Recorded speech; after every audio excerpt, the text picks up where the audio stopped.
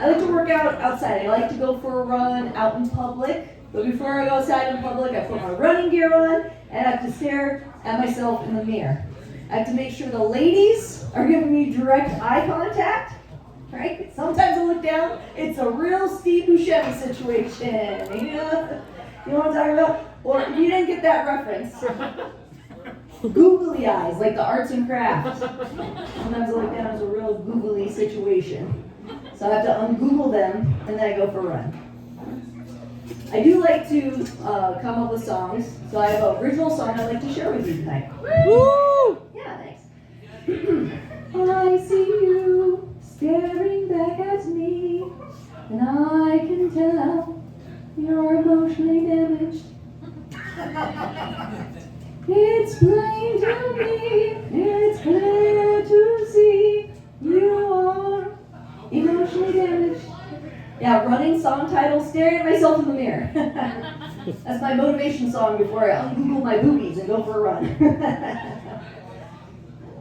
Fall season is cuffing season. I don't know if you're aware of what cuffing season means. It's not a sexual act. It means when people pair up. They go on dates, they try to get a partner for holidays. It's really cutesy. Here's the thing, men, I'm very attracted to the guys that are getting the haircuts during cuffing season. I'm a real sucker for a fade. I don't know if you know what this is, but it's like, I don't know, it's just a nice little haircut.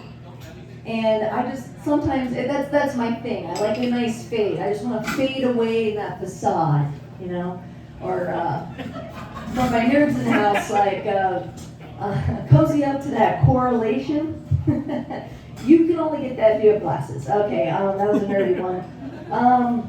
Okay, this is for everybody. Grind up against that gradient. Okay, a white lady will stop. I'll stop that. But that one's for everybody. But now, right now, every time I think about cuffing, like trying to get a mate, I have this Australian narrator in my brain. Just going, oh, here we go, another season of cuffing season with Amanda Keester. She's trying herself to get herself a gentleman. She's out there, she just got a loan.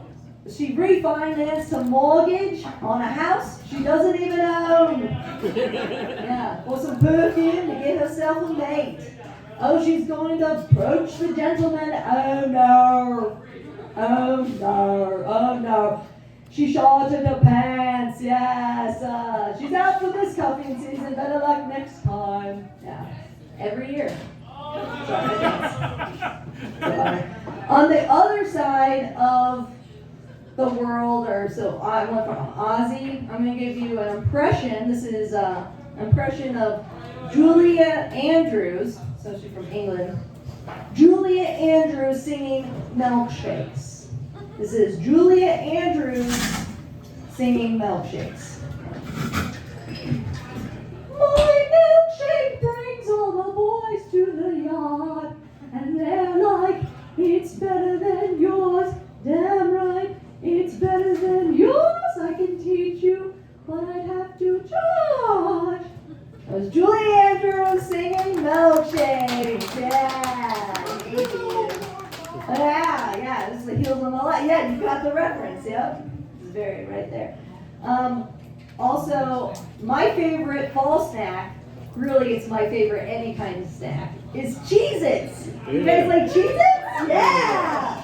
I love Cheez-Its. Here's the thing. Every time I eat a Cheez-It, I go brush my teeth, and I have to do one of these when I brush my teeth. I spit. And every time in the sink, there's a perfectly good Cheez-It chunk. I can't let a perfectly good Cheez-It chunk go to waste, so I make a little mama bear hand, dive in, feed myself a little bit of room. No. And that's why I'm single. That joke right there, that's keeping them all away.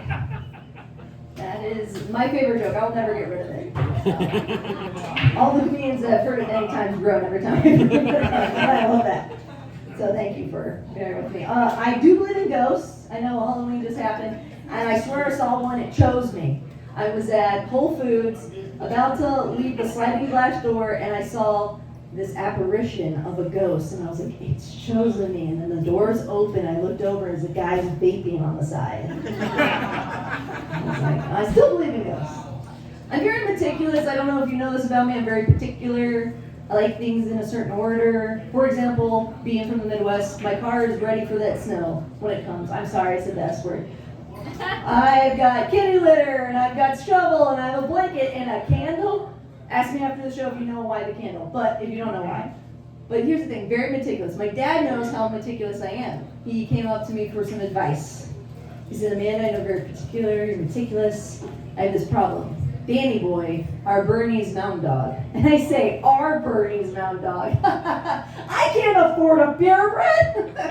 I do comedy. You know, like, I do have a job, but I do comedy, so I don't have purebred money, okay? Don't have it. But the family dog is named Danny. He's a Bernese mountain dog, and he drools on my dad's pant leg.